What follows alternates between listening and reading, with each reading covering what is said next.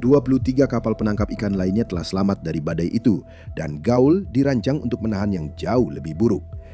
Ada sesuatu lagi yang terjadi untuk menjelaskan hilangnya kapal itu secara tiba-tiba. Beberapa orang mengklaim kapal penangkap ikan itu sedang memata-matai kapal selam Soviet. Mungkin kapal itu telah dicegat di laut, awaknya ditawan, dan kapalnya sengaja ditenggelamkan. Yang lain membayangkan skenario yang lebih gelap. Sebuah kapal perang Soviet menembaki atau ranjau laut yang meledakkan lambung kapal dalam sekejap.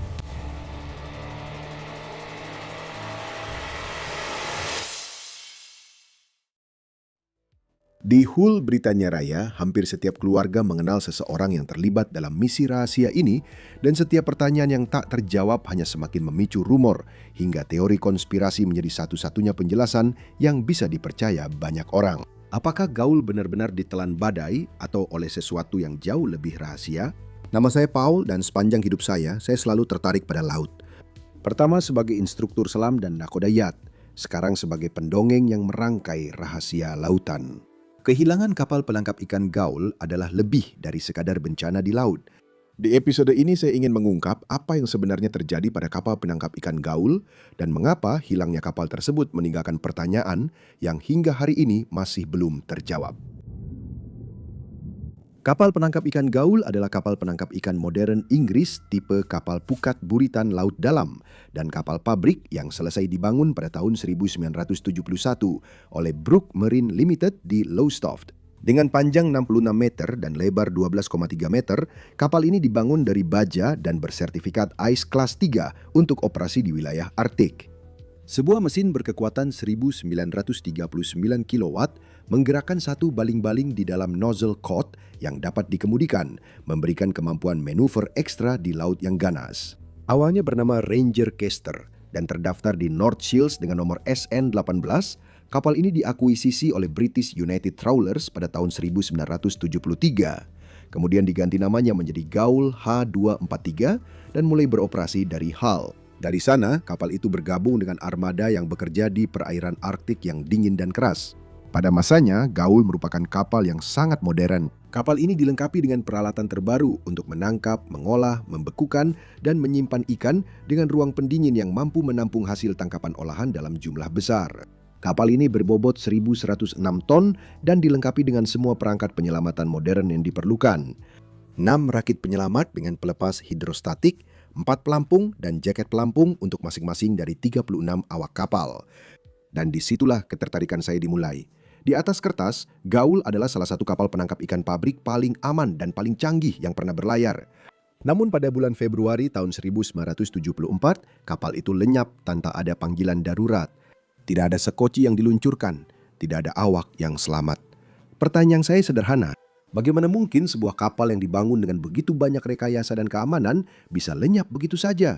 Beroperasi dalam armada di mana kapal lain selamat dari badai. Pertanyaan itulah yang mendorong penyelidikan. Pada tanggal 22 Januari 1974, Gaul dengan 36 awak berangkat menuju daerah penangkapan ikan yang kaya di Laut Barents, lepas pantai Norwegia. Yang memimpin Gaul adalah Kapten Peter Nellest dengan George Petty sebagai wakilnya. Selama perjalanan, Petty jatuh sakit dan digantikan oleh Maurice Spurgeon di Norwegia. Baik Kapten Nellest maupun wakil pengganti Spurgeon adalah nelayan kapal penangkap ikan beku yang berpengalaman. Tetapi ini adalah pertama kalinya mereka berlayar di Gaul. Mualim kedua dan ketiga juga baru di kapal ini. Dalam perjalanan ke Norwegia, Gaul berhenti dan melakukan perbaikan pada kemudi otomatis atas permintaan kepala kamar mesin. Pada tanggal 29 Januari, dengan kondisi cuaca yang mendukung, Gaul bergabung dengan armada penangkap ikan di Laut Barents. Setelah 6 hari menangkap ikan, Gaul merusak jaring traulnya dan menggantinya dengan cadangan. Meskipun cuaca memburuk, penangkapan ikan tetap berlangsung tanpa gangguan. Pada hari Kamis 7 Februari, setelah 10 hari menangkap ikan, Gaul berhasil mengemas 19 ton file ikan beku di ruang penyimpanannya. Pada pagi hari, kapal mengalami kerusakan pada pompa kemudi, namun kerusakan itu mudah diperbaiki. Pada pukul 10.30, sesuai kebijakan perusahaan, Gaul melapor kepada British United Trawlers mengenai jadwal freezer nakoda, ringkasan posisi, cuaca, kondisi, dan hasil tangkapan. Laporan dibuat setiap hari pada pukul 10.30, 16.30, dan 23.30 dengan panggilan ke kantor pada pukul 9. Gaul sedang menangkap ikan di North Cape Bank bersama kapal saudaranya Kelt. Pada pukul 15.30, Gaul menelpon untuk meminta saran tentang masalah pada kontrol autopilot untuk kemudi. Tetapi tidak ada panggilan lagi setelah itu, sehingga kantor menganggap masalah tersebut sudah terselesaikan. Di Laut Barents, cuaca semakin memburuk. Salju turun dengan lebat pada waktu dalam setahun ketika hampir sepanjang hari selalu gelap. Karena jarak pandang sangat buruk, Kelt dan Gaul terpisah saat Gaul berhenti untuk menarik jaring traulnya. Pada pukul 20.30, Kelt benar-benar kehilangan jejak Gaul. Pada pukul 23.30, Kapten Nellis melaporkan bahwa Gaul harus berhenti untuk memperbaiki jaringnya yang telah rusak parah. Pada pukul 0200 tanggal 8 Februari, cuaca dan kondisi laut menjadi sangat buruk sehingga armada penangkap ikan yang beroperasi di North Cape Bank, termasuk Gaul, terpaksa menghentikan penangkapan ikan dan menjaga kapal mereka tetap diam sebisa mungkin menghadap ke arah angin dan gelombang. Sebuah praktik aman bagi kapal laut untuk menghadapi cuaca buruk dan tidak menerima gelombang secara langsung dari samping atau sisi kapal. Pada pukul 0900 selama jadwal kantor, Gaul melaporkan bahwa kapal sedang berhenti dan menghindar. Beberapa menit kemudian, Swanella, kapal penangkap ikan freezer lainnya, melihat Gaul sekitar 3 hingga 4 mil jauhnya dalam posisi berbahaya di laut yang ganas dengan sisi atau lambungnya menghadap langsung ke angin dan gelombang. Sebuah kapal yang berada dengan posisi menyamping terhadap angin dan gelombang akan bergoyang lebih hebat dari sisi ke sisi saat melewati lembah dan puncak gelombang. Dalam keadaan ekstrim, aksi bergoyang ini bisa membuat kapal terbalik. Saya pernah merasakan peran itu sebelumnya.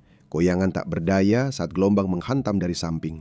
Itu adalah jenis gerakan yang membuat perut setiap pelaut terasa mual karena mengingatkan betapa sedikitnya kendali yang sebenarnya kita miliki. Swanella sedang menuju ke arah angin demi keselamatan dengan Gaul berada di haluan kanan atau di bagian depan kanan Swanella saat kedua kapal bergerak maju. Angin bertiup hingga 50 mil per jam. Swanella menghubungi Gaul melalui VHF untuk menanyakan keadaan mereka. Gaul membalas bahwa mereka akan menyingkir dan mengubah haluan untuk bergerak lebih dekat ke daratan.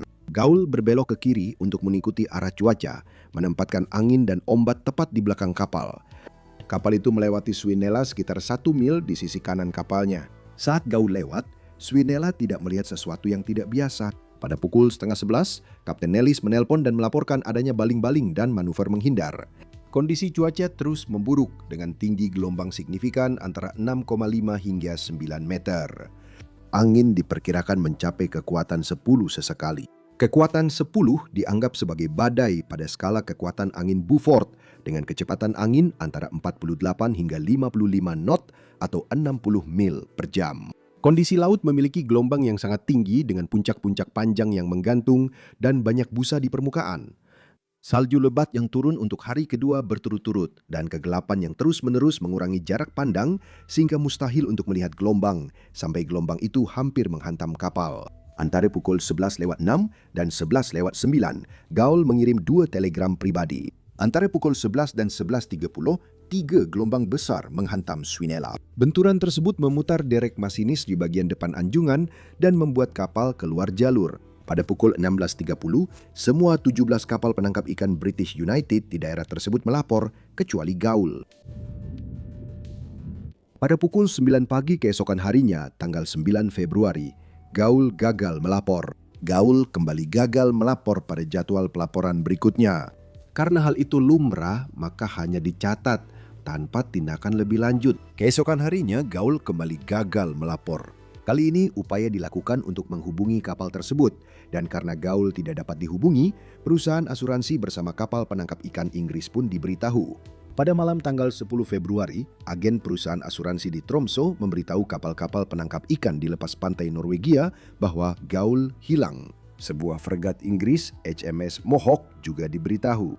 Pada pukul 09.25 keesokan harinya, perusahaan asuransi mengirim pesan radio yang meminta semua kapal untuk melaporkan jika ada kontak dengan Gaul yang terakhir terlihat sedang menangkap ikan di North Bank 3 hari sebelumnya. Pada pukul 12.35, Pusat Koordinasi Penyelamatan di Bodo berada dalam siaga penuh. Pencarian melalui udara dan laut berlangsung selama 4 hari, mencakup area seluas 177.000 mil persegi, melibatkan banyak kapal dan pesawat, termasuk aset yang berasal dari latihan NATO yang sedang berlangsung di wilayah yang lebih luas. Bayangkan mencari satu kapal di lautan yang lebih luas dari Inggris. Sebagai pelaut dan navigator, saya pernah berada di perairan yang terasa tak berujung. Dan skala sebesar ini membuat pencarian hampir mustahil. Pencarian ini melibatkan kapal induk HMS Hermes, HMS Mohawk, kapal tanker armada RFA Tideflow, 4 kapal angkatan laut dan penjaga pantai Norwegia, serta 23 kapal pukat. Pesawat patroli jarak jauh Nimrod dan Orion, serta helikopter pencari juga digunakan dalam pencarian ini. Pada sore hari tanggal 15 Februari, tidak ada jejak gaul dan pencarian pun dihentikan. Pada bulan Mei tahun 1974, 3 bulan setelah kapal itu menghilang, kapal penangkap paus Norwegia Rover menemukan pelampung penyelamat dari gaul. Tidak ada puing lain yang ditemukan. Pada bulan September, 7 bulan setelah tragedi itu, investigasi resmi terhadap gaul dimulai. Bukti didengar dari 48 saksi dan pernyataan tertulis diterima dari 12 orang lainnya, termasuk keluarga terdekat, saksi ahli, dan anggota masyarakat yang memberikan pernyataan kepada Departemen Perdagangan yang bertanggung jawab atas keselamatan laut. Keterbatasan utama dalam investigasi ini adalah tidak adanya bukti dari puing-puing kapal, kecuali pelampung penyelamat. Tidak ada panggilan darurat yang tercatat, tidak ditemukan minyak di permukaan, dan lokasi pasti bangkai kapal tidak diketahui. Satu-satunya wawasan selama investigasi berasal dari pemeliharaan saluran pembuangan, pintu, dan palka di kapal saudari gaul, yaitu Kurt, yang diperiksa sebagai pengganti gaul.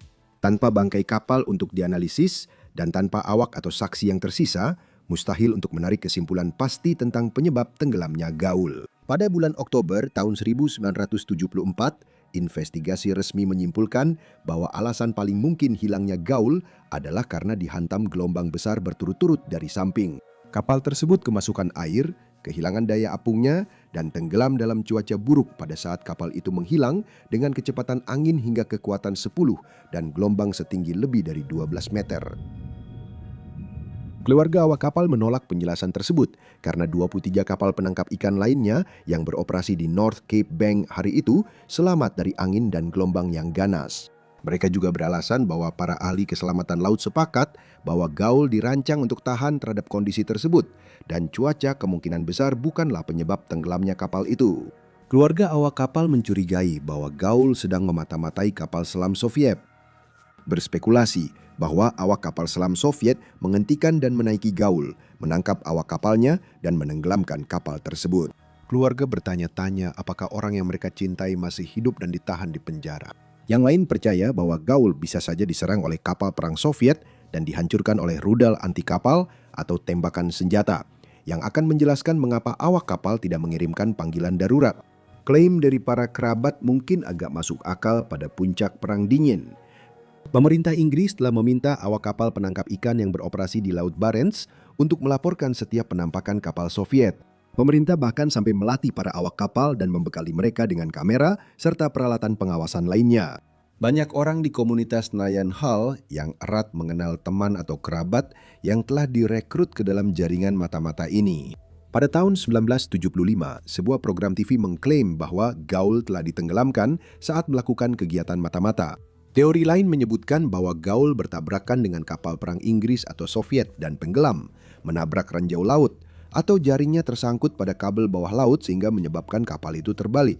Pada tanggal 15 November 1975, kapal penangkap ikan Norwegia Rairo melaporkan jaringnya tersangkut pada suatu halangan di bawah laut di area 60 mil dari pantai Norwegia, tempat gaul menghilang. Bahkan dengan laporan Rairo dan informasi serupa lainnya tentang kapal penangkap ikan yang jaringnya tersangkut, pemerintah Inggris tetap menolak untuk mencari bangkai kapal tersebut. Mereka menyebutkan tingginya biaya untuk mengangkat bangkai kapal, bahaya yang dihadapi oleh tim salvase akibat kondisi laut yang ganas di Laut Barents, serta kesulitan menemukan bangkai kapal di antara sejumlah bangkai kapal Perang Dunia II di daerah tersebut. Penolakan pemerintah untuk mencari bangkai kapal tersebut memicu kecurigaan bahwa pemerintah Inggris sedang menyembunyikan sesuatu yang menyebabkan teori konspirasi semakin berkembang.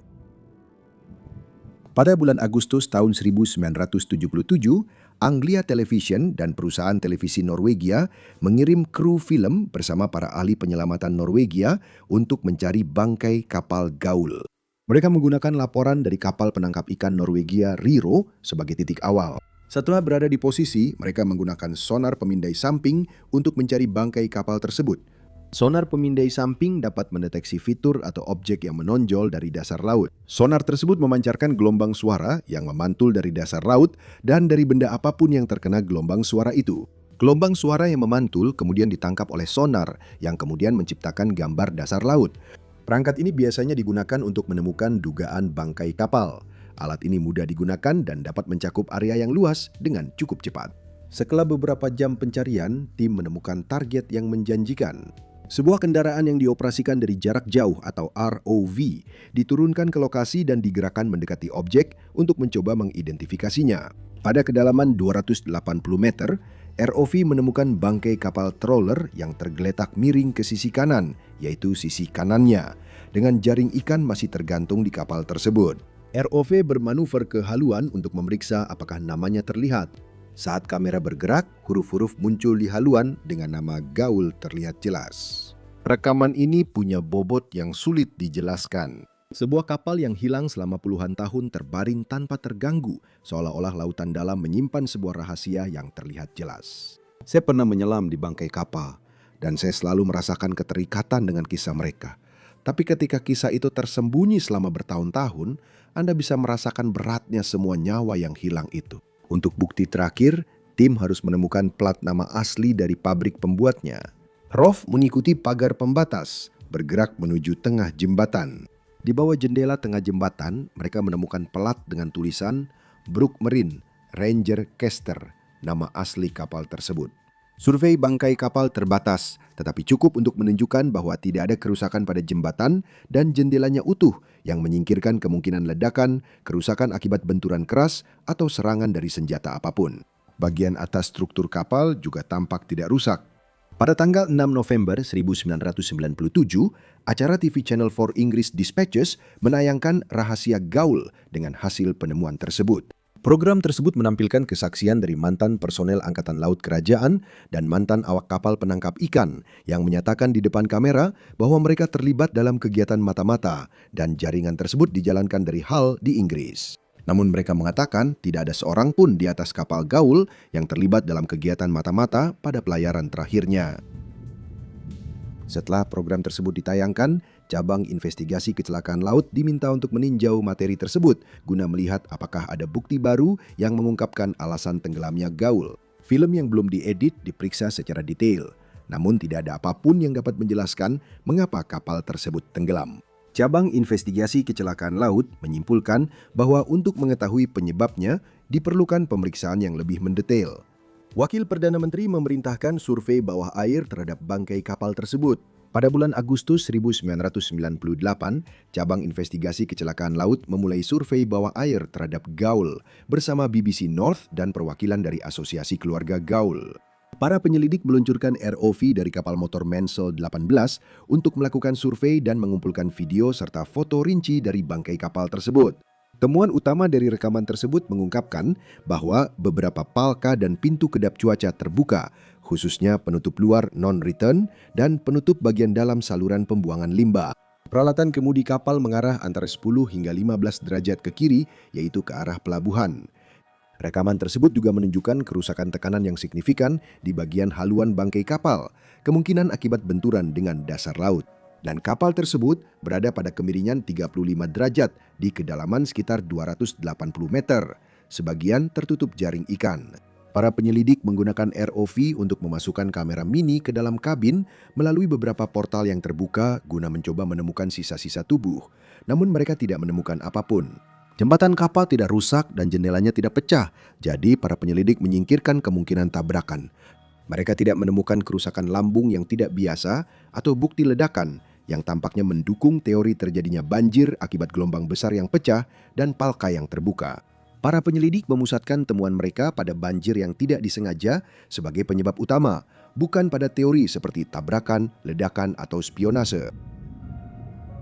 Pada tahun 2002, cabang investigasi kecelakaan laut melakukan survei bawah air kedua yang lebih luas. Mereka merekam ratusan jam rekaman bagian luar dan dalam kapal tersebut.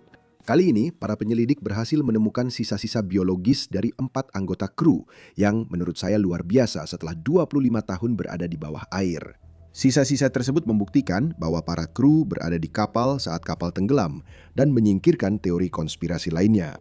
Para penyelidik juga membuat model skala kapal gaul dan melakukan pengujian di pusat oseanografi. Pengujian tersebut membangun gambaran tentang kondisi yang mungkin menyebabkan kapal tenggelam.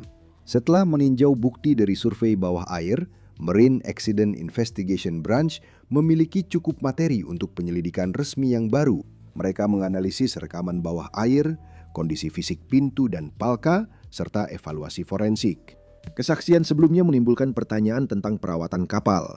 Kebocoran oli menyebabkan mesin kapal penangkap ikan itu mati. Air di dek pabrik mencapai setinggi pinggang karena selang dibiarkan tetap mengalir dan pompa tersumbat ikan. Laporan inspeksi pada kapal saudari Gaul sekarang ditinjau kembali. Laporan tersebut mengungkapkan bahwa pintu dan palka kedap air tidak dapat tertutup dengan baik karena penumpukan karat dan cat yang membuatnya tetap terbuka secara permanen. Gaul mungkin mengalami masalah serupa dengan palka dan pintunya. Penyelidikan juga menyoroti bahwa Gaul adalah kapal pabrik pembeku, di mana hasil tangkapan dibersihkan dan difilet sebelum dibekukan. Ini berarti desainnya rumit karena menggabungkan dek pabrik tempat sebagian kru memproses ikan dan sistem saluran di mana limbah hasil filet diangkat dengan jaring dan dibuang ke laut. Kapten baru Gaul berpengalaman bekerja di kapal penangkap ikan yang ukurannya mirip dengan Gaul, tetapi di kapal-kapal sebelumnya, ikan hanya ditangkap dan dibekukan tanpa proses file atau pengolahan di atas kapal. Tidak ada dek pabrik atau sistem saluran pembuangan limbah. Di kapal penangkap ikan yang membekukan ikan utuh, hanya ada satu palka utama yang terlihat dari anjungan, sehingga lebih mudah bagi kapten untuk melihat apakah palka itu sudah diamankan. Di Gaul, sistem saluran pembuangan limbah berarti beberapa palka harus ditutup untuk membuat kapal tetap kedap air selama badai. Hal ini meningkatkan risiko banjir, tetapi British United Trawlers tidak memiliki pelatihan terbaru untuk kapten dan awak kapal. Pada tanggal 17 Desember 2004, investigasi resmi yang dibuka kembali menyimpulkan bahwa saluran pembuangan limbah di dek troll telah dibiarkan terbuka, memungkinkan sebanyak 100 ton air laut membanjiri ruang pabrik dan pengolahan. Saat perwira jaga Gaul mencoba melakukan manuver darurat untuk berbalik ke arah laut atau menghadapi gelombang secara langsung, air banjir mengalir deras ke sisi kanan kapal, menyebabkan hilangnya stabilitas secara katastrofik. Gaul terbalik dan tenggelam dengan buritan lebih dulu. Para awak tidak sempat mengirimkan panggilan darurat. Detail ini terus menghantui saya. Tak ada waktu untuk mengirim panggilan darurat, hanya keheningan laut yang menelan segalanya. Memikirkan betapa tiba-tiba kejadian itu sangat menghantam perasaan saya. Teori ini dikonfirmasi oleh eksperimen model skala yang menunjukkan bagaimana air dapat membuat kapal menjadi tidak stabil hingga tidak bisa diselamatkan lagi.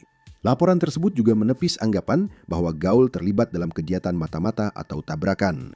Dan tidak ditemukan bukti bahwa Gaul sedang menangkap ikan saat tenggelam, yang menunjukkan bahwa tidak ada jaring yang tersangkut. Kehilangan Gaul masih menyisakan banyak pertanyaan. Badai memang dahsyat, tapi kapal-kapal lain berhasil melewatinya. Di bangkai kapal, para penyelidik menemukan pintu dan saluran terbuka yang bisa membiarkan sejumlah besar air membanjiri dek pengolahan dalam hitungan menit. Beban mendadak itu akan membuat kapal miring ke samping dan terbalik sebelum awak kapal sempat bereaksi. Bukan satu penyebab saja, tapi inilah gambaran terbaik yang kita miliki, kegagalan-kegagalan kecil yang bergabung menjadi sebuah bencana, dan lautan menyimpan rahasia itu. Kisah Gaul seperti banyak kisah lain di laut, bencana jarang terjadi karena satu penyebab saja. Seringkali itu adalah rangkaian kegagalan kecil, seperti yang sering saya lihat dalam banyak laporan kecelakaan. Sebuah katup, baut, alarm, masing-masing tampak sepele jika berdiri sendiri, sampai lautan memperbesarnya menjadi sebuah bencana. Sebagai seorang penyelam dan pelaut, saya telah menghabiskan banyak waktu memikirkan peristiwa-peristiwa kecil dalam petualangan saya sendiri yang bisa saja berakhir berbeda. Kehilangan Gaul dan 36 awaknya tetap menjadi bencana terburuk di masa damai dalam industri perikanan komersial Inggris.